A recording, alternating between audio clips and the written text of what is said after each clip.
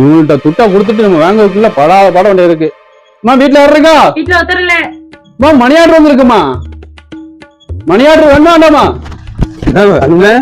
தம்பி வீட்டுக்குள்ள இவ்வளவு கத்துக்கிறது ஆளு இல்லன்னா மணி ஆர்டர் துள்ளி பூச்சி ஓடி வரையா தம்பி? எனக்கு தெரியுதா? உங்க தெரியாம இருக்குமாண்ணே. நான் பணம் கொடுத்தேனே, ஒரு வார்த்தை கேட்கும் போது ஒரு பதில் கூட சொல்ல மாட்டேங்க. நான் போன் அடிச்சா எடுக்கவும் மாட்டேங்க. பணத்தை எப்பண்டா தருவா தம்பி? நான் உங்களை அங்க பாக்க எங்க பாக்காம எல்லா இடத்துலயும் நான் பாக்க தானே செய்யறேன். எல்லா இடத்துலயும் பாக்க, ஆனா வந்து ஒரு பதில் சொல்ல மாட்டீங்க. உன்கிட்ட 5 மாசம் ஆச்சு ரூபாயை கொடுத்துட்டு. இந்த ரூபாயை கொடுத்ததுல இருந்து நீ எப்ப ரூபாய் தராமன்னு பிரஷர் மத்தையும் தீப்பு மத்தையோட அலைஞ்சிட்டு இருக்கேன்.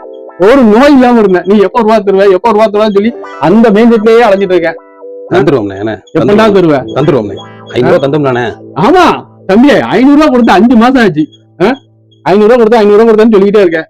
நீ கடன் வேங்க பத்தது இல்ல, ஆனா கடன் கொடுத்தவன் போன் அடிச்சா எடுத்து பதில் சொல்லணும்.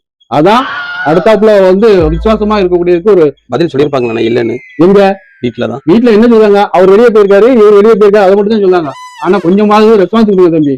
பணம் வாங்குறதோட பிரச்சனை இல்ல, பணம் கொடுக்கறதுக்கும் ரெஸ்பான்ஸ் இருக்கணும். சரியா? தாங்க தம்பி. தந்துருவோம்ண்ணே. இவங்கள்ட்ட பணம் கொடுக்கறதோட வேங்குறதா ரொம்ப கஷ்டம். நம்மள்ட்ட பணம் வாங்கும் போது எதையாவது சொல்லி, அதாவது அவங்களுக்கு ஒரு உடம்பு தெரியல, இவங்களுக்கு உடம்பு தெரியலன்னு சொல்லி எப்படியாவது ரூபாய் வாங்கிட்டு போயிடுவாங்க. ஆனா நம்ம அவங்க போய் கேட்கற நேரத்துல அவன் வந்து பதிலும் சொல்ல மாட்டான். அதே நேரத்துல போன் அடிச்சா எடுத்தும் பதில் சொல்ல மாட்டான்.